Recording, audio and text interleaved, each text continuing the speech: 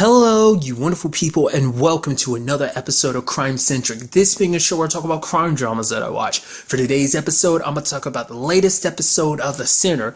Another very good episode. Obviously, we're going to talk about, break everything down. Let's start off with the fact is that JD's dead.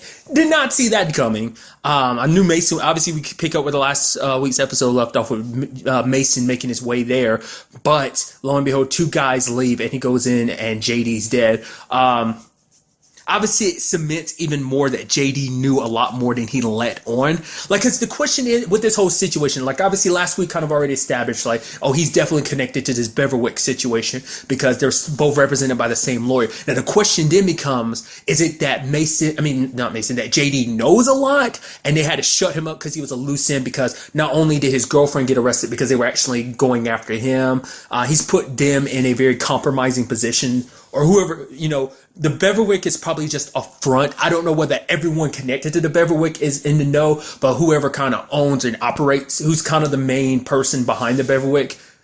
I don't know. I kind of get it, I brought up last week's episode. I feel like as a whole, rich people doing terrible things, but it might just be one particular rich person who controls the Beverwick, place and everything. But like I said, the question is did JD know what they were going to do ahead of time? Was JD kind of sort of a accomplice after the fact of whoa, I didn't know you were going to do all this, and he was kind of forced to keep his mouth shut? I don't know. It seems like it might be a situation if he was forced to keep his mouth shut, but he might have been a participant in all of this. The way his demeanor throughout this whole situation is first, especially when Mason was asking the questions, make it seem like he might not have been a willing participant. But the fact is that he's all Mason got up in his face, he started smiling, you don't know what's going on here. So obviously tying in with what happened in this episode, obviously I'll get to that soon enough with what we learn more about JD in this episode. What was really interesting to me is the fact is that Mason, he ended up calling the cops and everything, but I was actually surprised that he ended up telling them the truth himself, that he ended up telling Gloria, even the fact is that he had a gun or that he did have a weapon on him and everything, which I guess arguably maybe they listened to the call back and they realized whose voice it was, so there's no point in denying it. But I don't know, it just kind of is interesting that he would tell them all of the truth like that. I mean, he did throw away the gun anyway, but it's out there. But now it's the cops believe him and everything because they end up finding the car. Immediately my brain's thinking because immediately the cops, in particular Gloria, is kind of thinking okay, we're treating this like these are people who are ex-clients of theirs or something. This is connected to their drug business. So what I'm thinking is, the Beverwick, whoever's behind this whole situation, probably hired some druggies to kill JD and make it look like it's a drug thing when in actuality they're just hired guns. Just that even if they get caught, that will be kind of oh, that's their motive behind it, so no one will really look any further. That's where my mind is at immediately, but we'll just kind of have to see on that front, or whether they were just outright hired guns. Maybe they're not into drugs or anything, but either way, that might be what they're aiming for the story to be. They make it seem like they are connected to this drug thing, but what I was getting to is the fact is that we saw a little bit more of the JD and Cora situation. There was an interesting side note where Cora, basically there's a conversation she has with JD about her sister, because Phoebe is her condition's getting worse, and you see Phoebe asking more and more, oh, what's going on with you? Oh, I'd like to be in your shoes. I go out, be in your body for one day and stuff like that. And JD was on a conversation of you keep checking on her. Your sister's a vampire. You're never going to be happy. You're just always going to be hollow until you cut yourself free from her. So, but the interesting thing about that, when he took her phone, I noticed that it was the same phone that Mason took out of his pocket, out of JD's dead body when he was calling the cops. So I don't know whether what that was what's the significance of that? It seemed like such a minor detail, but why would he keep on to that phone? Because that phone's 5 years old, but why would you keep it this entire time? Maybe because I don't know, maybe it has some incriminating evidence on it, the reason why. I mean, it's why would he have it on him in the first place? Not less he was going to turn evidence against the people who are behind all of this. I don't know. Along those same lines too, I mean, we find out the whole meeting up with him at that bar and everything, that was supposed to be Cora's getting away. That it's supposed to be like, okay, you sink away, you pack some stuff, and you meet me at the bar. That's the whole thing, was like, oh, you move in with me and everything. Immediately my brain's going like, is this all part of the plan? Once again, going back to how much does JD know? Did JD do all that because it's all part of this Beverwick thing of like getting girls close to you, like, you know, taking someone like Cora who you know is easily manipulated or susceptible to his ways and his charm, and then, you know, be her knight in shining armor off. I mean, who knows? Maybe even that whole situation where he kind of rescued her, maybe you could argue and say like, no, maybe that was the plan from the beginning. Or maybe it's just like, it just happened to be a happy coincidence and he met someone that he could use. So like I said, it all stems back to whether or not, like, how far into this whole situation JD was, whether, once again, whether he was an accomplice after the fact or whether he was an accomplice from the very beginning. So, because I'm thinking, like, maybe this whole thing was to get her far away from her parents so that whatever happens at Beverwick ends up happening. It's kind of my thoughts on it. But we ended up seeing a little bit more of his relationship with Maddie. Like, obviously, him and Cora getting a little intimate, and Maddie shows us, like, I'm looking for my shoes. And it's like, Maddie, you know, we had this discussion before about, like, hey, jealousy is beneath you and stuff like that. And it's such a casual conversation while he's all, like, doing his thing with Cora, which makes me think, like, because the whole thing was like, oh, Maddie's his ex-girlfriend, but now this kind of puts it into question. It seems like he's dating both of them at the same time. Like, hey, this is our thing, you know, we're in this together. So it kind of brings a question about that whole situation. Is that something, because she has a whole jealous thing, so is it something she was always for, or is it like, that might go back to this whole Beverwick thing too. Maybe that's what Maddie's all like about. Maybe Maddie's like, okay, we have this toy we'll play with, we'll do our thing at Beverwick and they'll go away, whether it's like they're killed or whether it's just for fun and games, and just toss them somewhere. Maybe, you know, maybe they were all part of the game and then Maddie kind of got caught up in it or something, like the games went too far. Like I said, still can't make heads or tails of exactly what went down. Obviously, at the end of the episode, Cora comments that she remembers everything, but we'll get, like, kind of lead to that soon enough. So that was just kind of some interesting things on that front. Like I said, the whole Cora and Phoebe thing, in particular, the thing that happened this episode, that kind of was like, wait, what? I was like, whoa, okay. Because she's asking all these questions. And I guess it's supposed to add more to that whole aspect of, like, oh, like, I don't know. It always seemed like their relationship was a little off, especially like the conversations they had even when they were younger. Now you turn it into context of, like, she's like, how does he touch you? How does he kiss you? Like, what does he say to you and stuff like that? And it just turns into like a, whoa, that's a kind of messed up relationship you have. And I guess it's supposed to add context to the fact is that Cora's whole family situation is very messed up. At least that's how I'm reading into it. But I guess once again, it's supposed to add into the fact is that she's a vampire and wants to live vicariously through Cora, you know? So maybe that's what that's supposed to represent. It's still kind of sad because, once again, it's still a situation of, like, you know, these is getting closer and closer to the events of when Phoebe died, because Phoebe ends up dying like a month after Cora, quote unquote, runs away. But something that's kind of getting, like, made me kind of wonder, just something that randomly popped in back of my mind in this episode was, is there any chance or any possibility that Cora's parents might be connected to this whole Beverwick thing? You know, I doubt it, but I'm just curious to see, like, what their part in this story is. Obviously, it's supposed to represent, like, Cora's past and kind of her upbringing and why she got to where she is and stuff like that. But I feel like her parents have to know more than they let on. Like, I don't know whether they're directly involved, but they've got to know more, because I'm still curious about what went on that month period, like, after Cora disappeared. Was it simply that Phoebe died, or maybe they're connected to why she died? Maybe her mom finally snapped or whatever, because Phoebe had brought it up with Cora too, like this whole plan of them moving away. It's like, oh, I guess Florida's behind us, isn't it? So, because Cora's so caught up with JD now. So I don't know, like, I feel like there's still more room for her parents to play a role in this. I just don't know if they are directly connected. I don't know what it is that just made me think, because, like, the fact is they didn't find, like, her and Harry didn't find the, like, place originally that she was looking for, because they were looking for the basement that she remembers. So I was thinking, like, are we going to weirdly find out that it's actually in her parents' basement or something? I didn't know, especially because they showed up at her house later in the episode. So I don't know, that's immediately where my brain goes about that. I mean, obviously that's a big part of this episode too. It's a whole, like, Harry and Cora's situation, because obviously you have someone like Gloria being like, okay, what's up with you two? There's something else going on here, isn't it?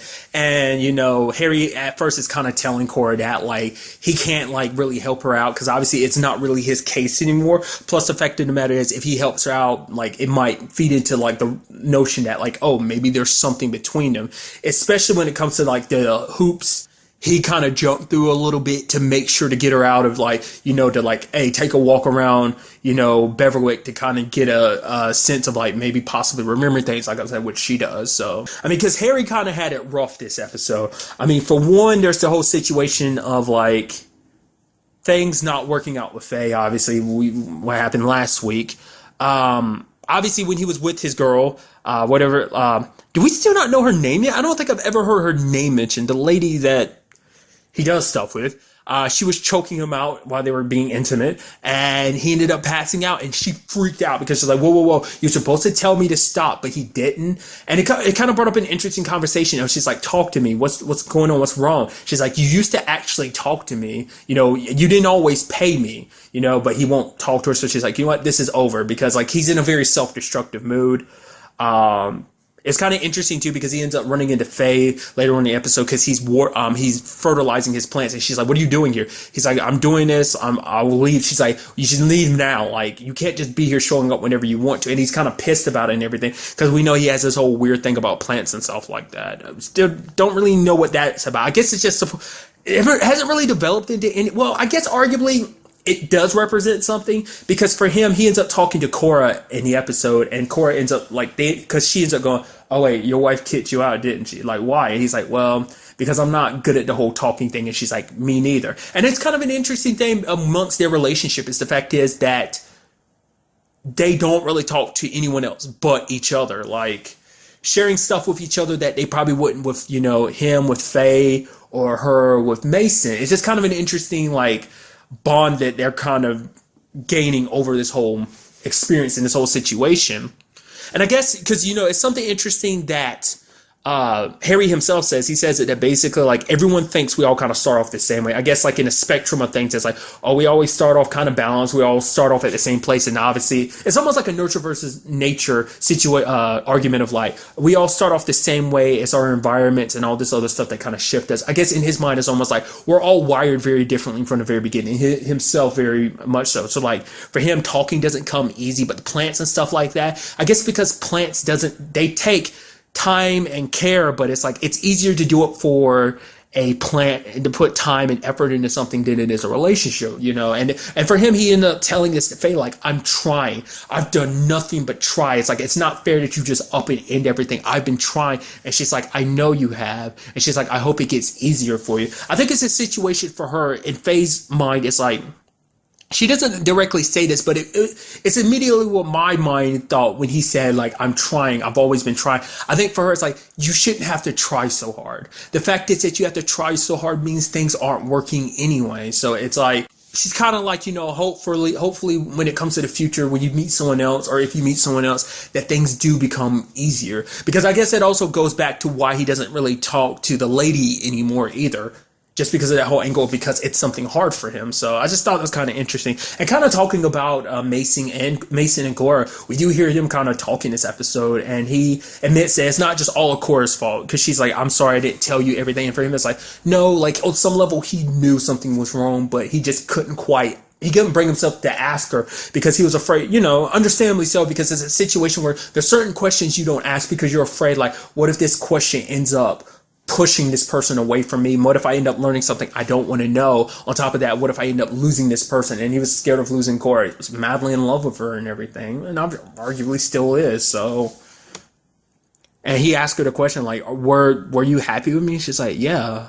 I think for the very first time she was happy. I think because the whole JD situation, she was happy, but because of everything transpiring, like, I think ultimately she ended up finding out JD was just using her, and maybe that's something we'll kind of find out. Like I said, with this whole particular situation, we'll just have to wait for things to kind of keep going forward. It's actually kind of an interesting thing, kind of going back to the Harry and Cora thing. Like, the fact is, the way he put her in the car, like, obviously that's just him being like, hey, he's not going to roughhouse the person that he's putting in his car. Obviously not just going to throw her in there, just get in there, not put her on her seatbelt or anything. But it's just the way he handled himself, his demeanor and everything, like, pushing her seat back. It's like, oh, okay, move your hands, okay, again, put the seatbelt on. I don't know, there was like a gentleness to it that I just thought was kind of interesting. I don't know, like I said, it's not like he's going to be an asshole about it, but it's just, I don't know, it just immediately go like, it's almost tender the way he was taking care of her. Once again, I bring up the fact is that we do know that him and Faye were going to have a child, so maybe on some level he looks at Cora that way or something. I don't know, like, he's very delicate when it comes to her, in my opinion.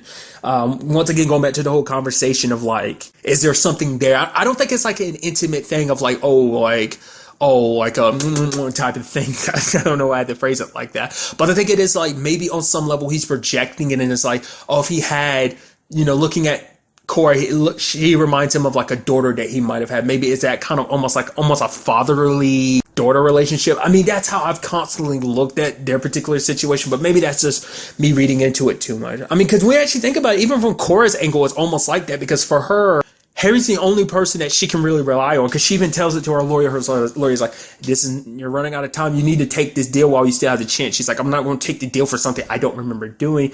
And on top of that, she's like, let me talk to Harry. She's like, her lawyer's like, well, we don't know what Harry's doing, why he's doing this. It's like, well, it doesn't matter. He's the only person that's worked with her so far, and he's the only one that's trying, to help her. And like, they're constantly apologizing to each other. She's almost like, I'm sorry, I can't remember stuff, and he's like, I'm sorry, things that kind of didn't pan out at first. So I was actually kind of freaking out at the end of the episode when she, like, obviously he took the handcuffs off her and everything, and she wandered off.